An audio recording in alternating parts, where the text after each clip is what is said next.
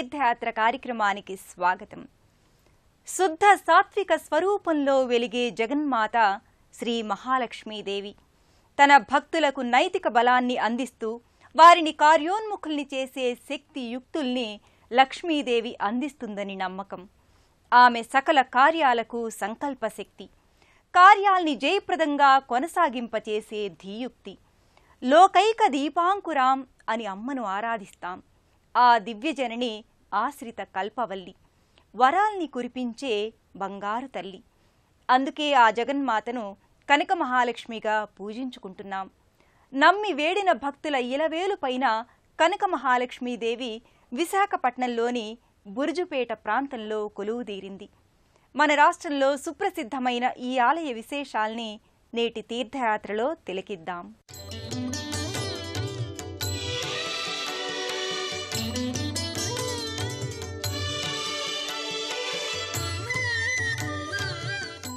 కార్యసిద్ధి, విఘ్న నివారణ, విద్యాలబ్ధి, ఐశ్వర్యం, స్వచ్ఛత, జీవన సాఫల్యత ఈ 6 సుగుణాలు లక్ష్మీ అనుగ్రహం వల్లే ఏర్పడతాయి. ఆ దివ్య సుగుణాల్ని అనుగ్రహించే జగజ్జనని కనక మహాలక్ష్మి. ఇతర దేవాలయాల్లో వలే కాక గోపురం లేని బహిరంగ మంటపంలో ఈ అమ్మవారు ప్రతిష్ఠితమై ఉంటుంది. ఎన్నో శతాబ్దాల పైబడిన చరిత్ర ఉన్న అమ్మవారు ఉత్తరాంధ్ర ప్రజల ఆరాధ్య దైవంగా భాసిల్లుతోంది.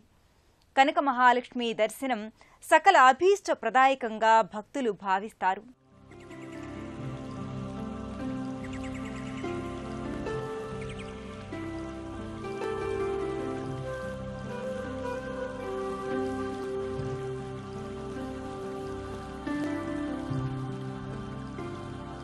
విశాలంగా పరుచుకున్న సాగర తీరం, సమున్నతమైన గిరిశిఖరాలు, ప్రకృతి సోయగాలకు ఆలవాలమై నిలిచే అరకు అందాలతో విశాఖ లోగిలి ముగ్ధ సమ్మోహనంగా భాసిల్లుతోంది.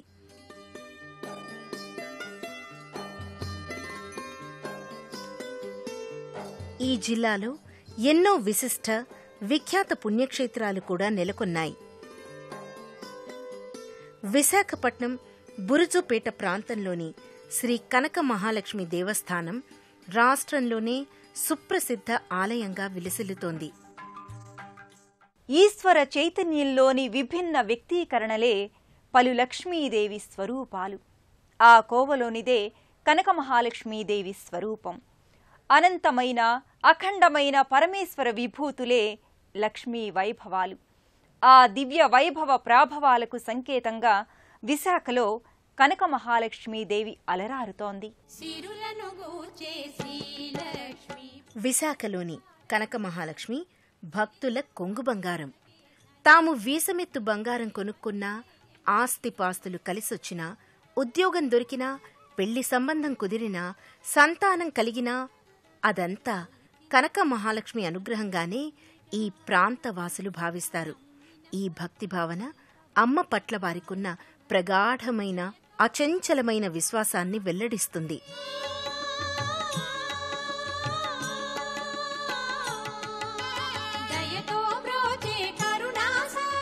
పిలిస్తే పలికే తల్లిగా, కోరిన వరాల్ని ఇచ్చే కల్పవృక్షంగా, సంపదల్ని సౌభాగ్యాల్ని ప్రసాదించే తల్లిగా భక్తులు అమ్మను ఆరాధిస్తారు.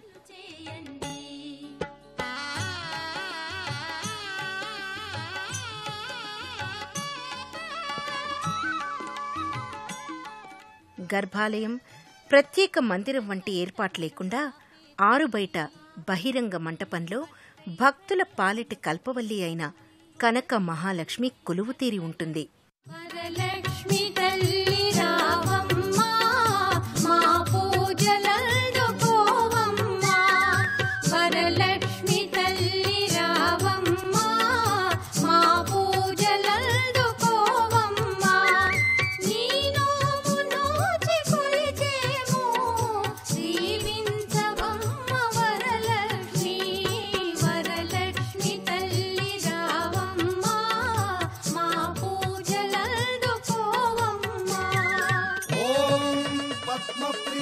पद्मिनी पद्महस्ते पद्मालये पद्मदलायताक्षी विश्वप्रिये विष्णुमनोनुकूले त्वत्पादपद्मं मयि सन्निधत्स्व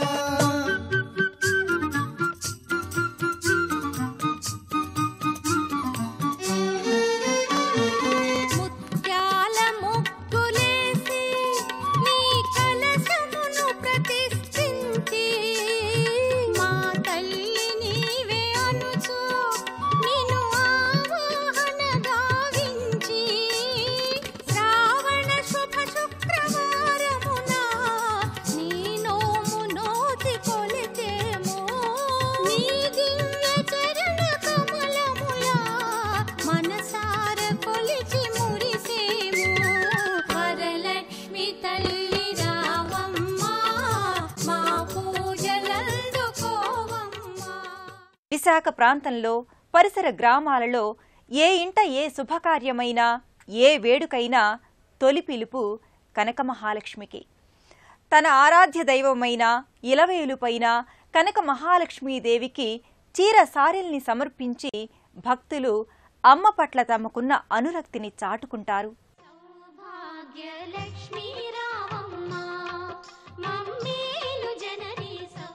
అమ్మవారికి ఆలయ గోపురాలు నిర్మించే సంప్రదాయం ఇక్కడ లేనందున అమ్మవారి నెలవకు ముందు అనివెట్టి మంటపం ఉంటుంది.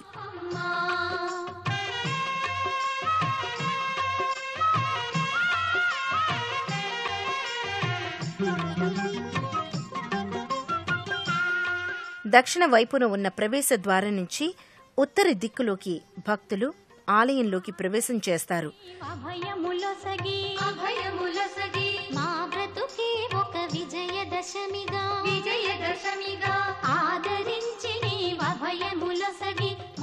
ఉత్తరం కుబేర స్థానం కాబట్టి కనక మహాలక్ష్మిని దర్శించుకున్న వారికి సిరి సంపదలకు ఎలాంటి లోటు ఉండదని ప్రతీతి. రజత కవచాలంకృతగా పద్మపాణిగా అమ్మవారు దర్శనమిస్తుంది. కళింగ రాజులతో పాటు ఉత్తరాంధ్రను పరిపాలించిన ఎందరో చక్రవర్తులు, రాజులు ఈ తల్లిని ఇలవేలుపుగా ఆరాధించారు. ఆ ఆరాధనా పరంపర నేటికీ కొనసాగుతోంది. వర్ణ వర్గ విచక్షణలేవీ లేకుండా అమ్మవారికి భక్తులు స్వయంగా పూజలు, అభిషేకాల్ని నిర్వహించుకునే విసులుబాటు ఇక్కడ ఉంది.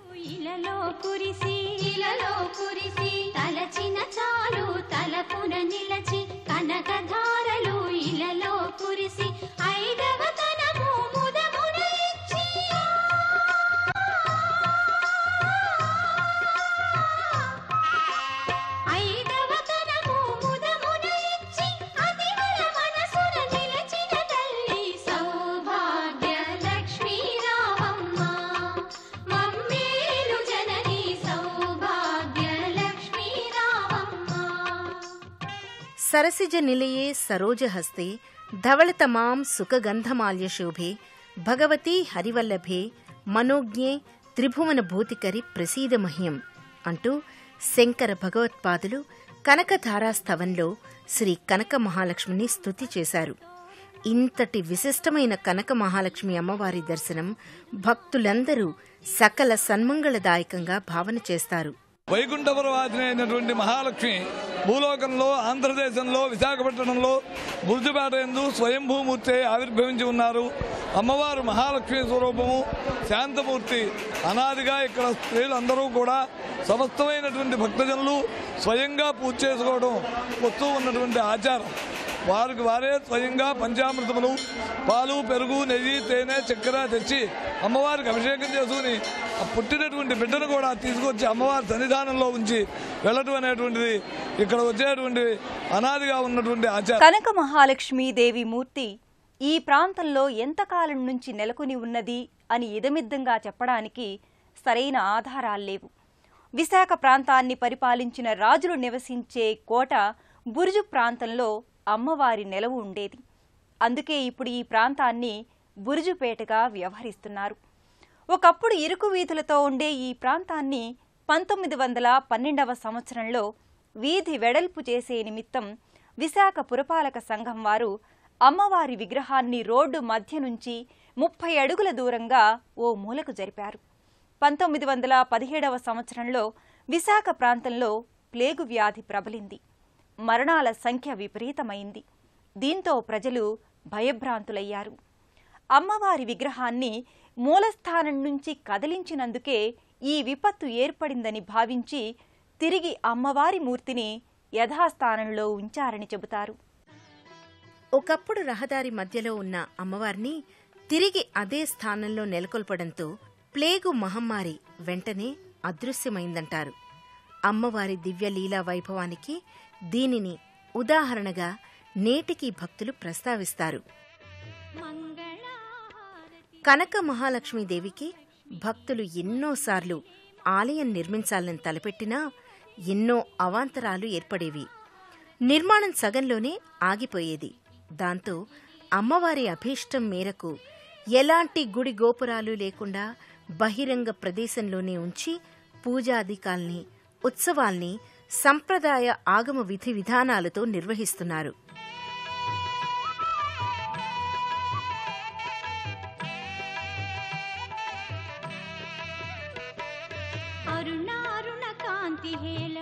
కనక మహాలక్ష్మి శుద్ధ సత్య స్వరూపిణి, శాంతరూపిణి.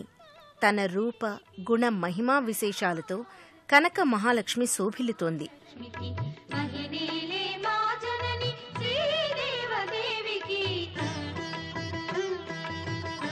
కనక మహాలక్ష్మిని అష్టైశ్వర్య ప్రదాయినిగా భక్తులు పూజిస్తారు.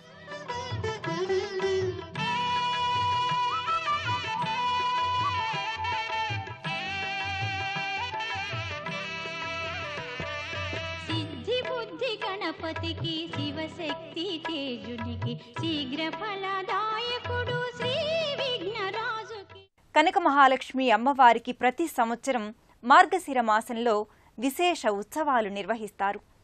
శ్రావణ మాసంలో ఈ ఆలయం మహిళా భక్తులతో కళకళ్లాడుతుంటుంది.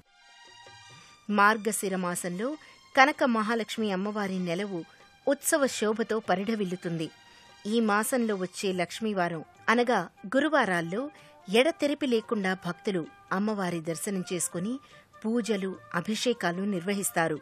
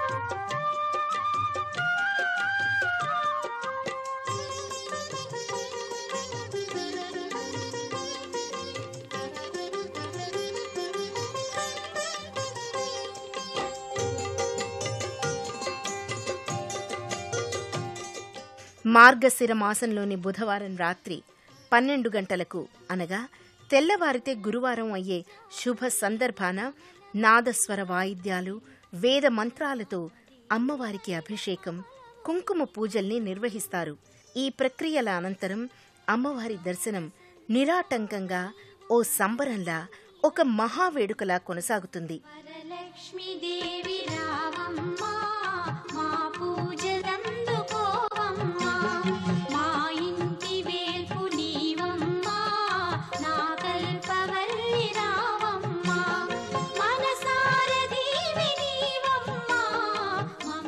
శ్రీహరికి ప్రియమైన విష్ణువు జన్మ నక్షత్రమైన శ్రవణం పేరిట వచ్చే మాసం శ్రావణం.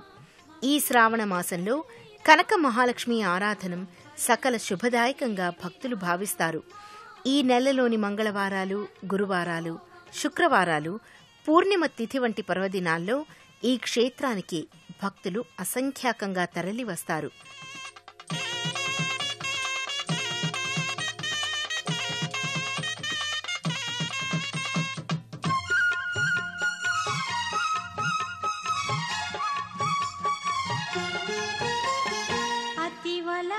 మనసును ఎరిగి ఐదవతనమును ఒసగి ముత్తైదు భాగ్యమిచ్చి మురిపాల నోము నోచి వరలక్ష్మి దేవి వ్రతము వరం మార్గశిరంలో అమ్మవారికి లక్ష కుంకుమార్చన, లక్ష పుష్పార్చన, లక్ష్మీ హోమం, శ్రీచక్రార్చన వంటి సంప్రదాయాల్ని వైభవోపేతంగా నిర్వహిస్తారు.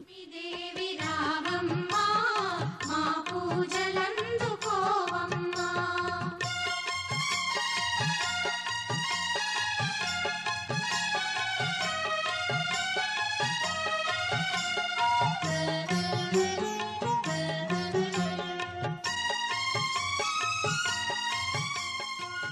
కనక మహాలక్ష్మీదేవి సమక్షంలో నిత్య కళ్యాణం పచ్చ తోరణంగా ప్రతినిత్యం అలరాడుతుంది.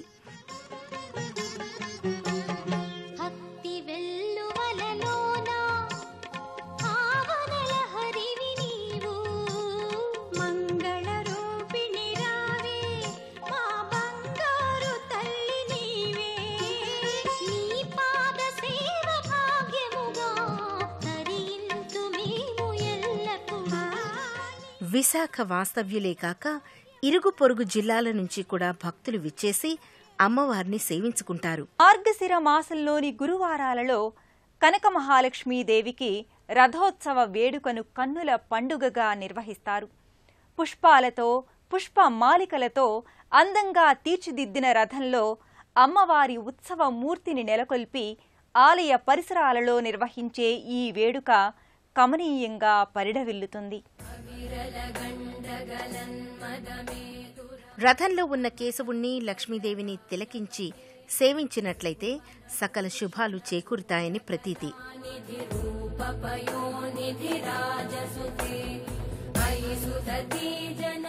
భక్తుల ఆనందాతిరేకాలు, జయ ధ్వానాల మధ్య కనక మహాలక్ష్మీదేవి రథోత్సవం కన్నుల వేడుకగా కొనసాగుతుంది.